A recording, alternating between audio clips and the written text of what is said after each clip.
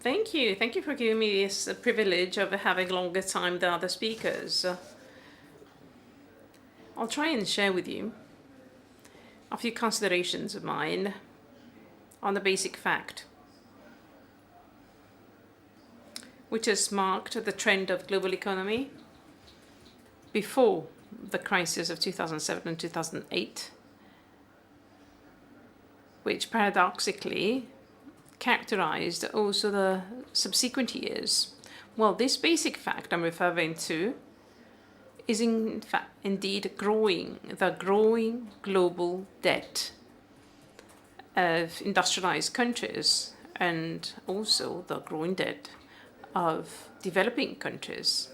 When I refer to global debt, I refer to the public debt of the local and national administrations and the debt of non-financial companies, families, and the economy at large.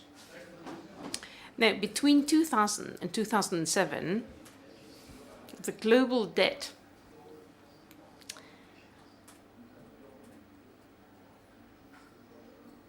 in a sample that the McKinsey Global Institute considers over some 40 main countries, well, this invited us by 60%. Most specifically, it grew by some 10% on a yearly basis. I'm sorry, the speaker corrects himself. What grew on a constant basis is the public debt of some 6%, whereas the financial institutions and families was growing twice as much. So it was the private sector debt which was increasing much more rapidly. So the economy was growing with this important debt rate.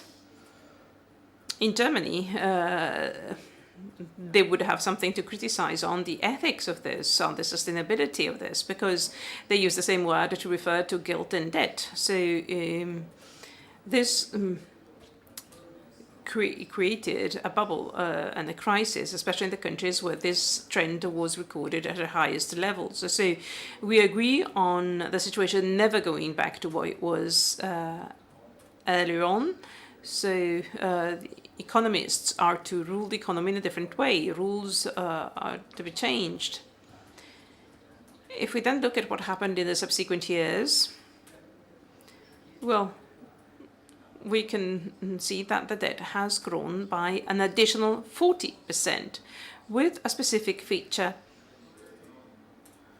which refers to the economic thinking, referring most specifically to the mainstream economic thinking, in that the feature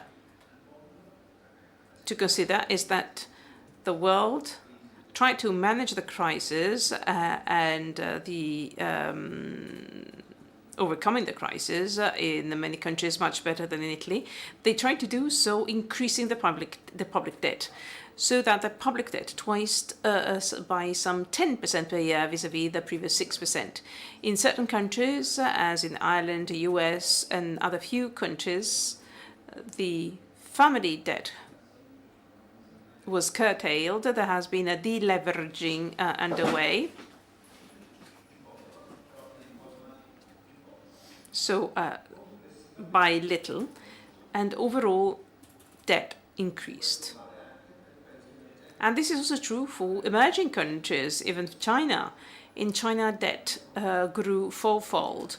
We haven't got very reliable data, but the feeling is that it grew by 4 times, and the debt of this major economy is very strongly correlated with the financial institutions in the Western world. So stability of China is in the interest not just of Chinese people, but also of the rest of the world. But there's an issue that I'd like to consider with some concern, because we have to understand the specific features of this predicament so as to come up with the right solution. And I'm very much concerned by the fact that the public debt is not always held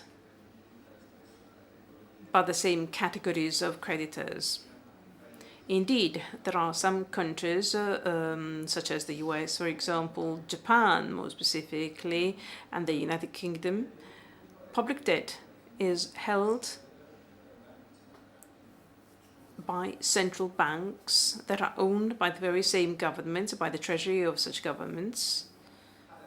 So much so that the net public debt in the hands of third parties,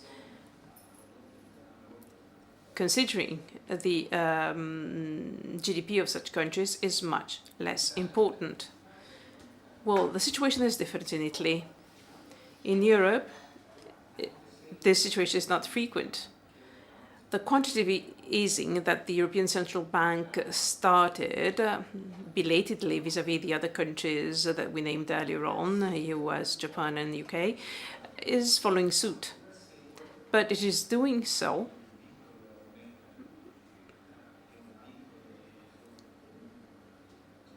with certain constraints when it comes to the currency and the public debt.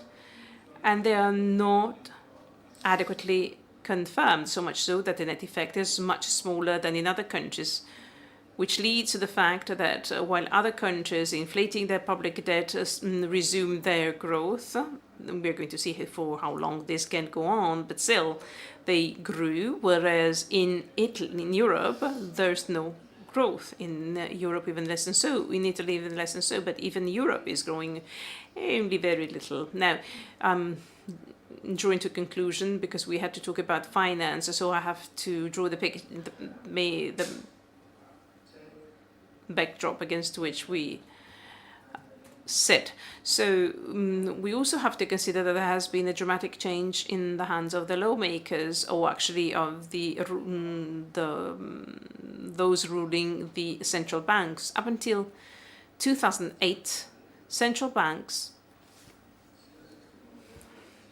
both in Europe and in the US, United Kingdom, and so on. So central banks believed that the banking system had to have its own capitals so as to gain interests, because again, the major earnings would derive from the lending of money and for the use in finance. Well, this is stressing out to the Italian banking system, and on a year-on-year, the banking system,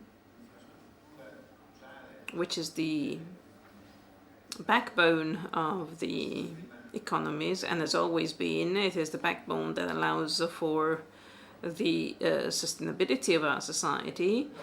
Well, the banking system requires own capital at an ever-increasing rate. But since we have close to zero interest rate, the trade loans, which would make banks useful to the rest of the economy, is not allowing for any return to the capital that is required. So we are folding up on this difficulty. So we are in a way in a closed loop. And I believe that international relations that can be arrived at between countries, large companies, to try and do away with this predicament will provide the fuel so as to make the machinery roll again.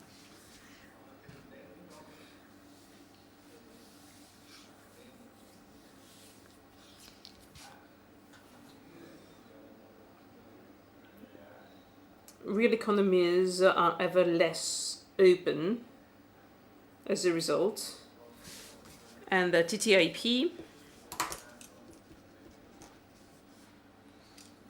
in Russia is considered as an attempt by the US to get closer to Europe so as to counter Russia and China and vice versa. But I believe that we have to do away with this logic and with the rationale altogether. We should think that free trade agreements should be always supported, should be always fostered, whether they include Eastern countries or Western countries, because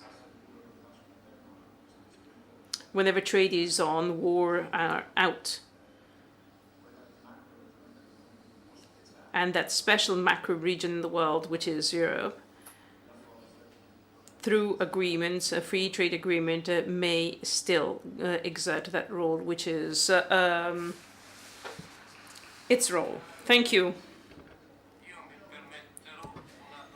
Well, if I may, I'd like to ask a question.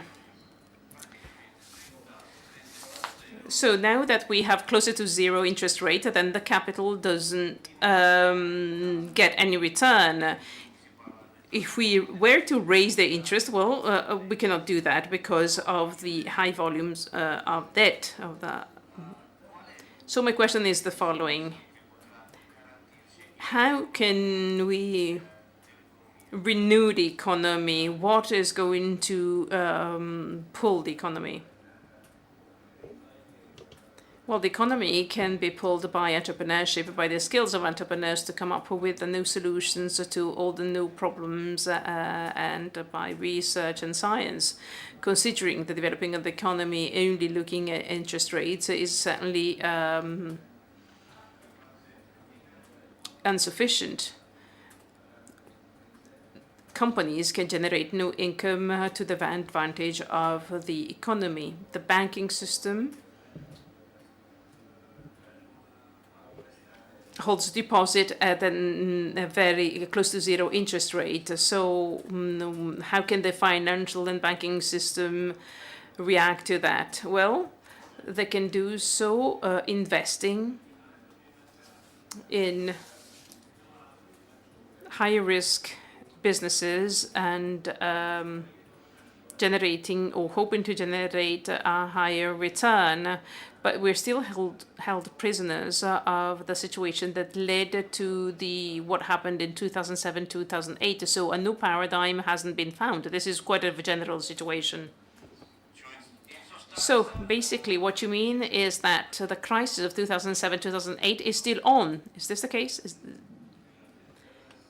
Well, this is certainly so in certain countries. In the US, there's some growth, but the debt is still there as well. And that degree of indebtedness is something that the economy cannot really reduce.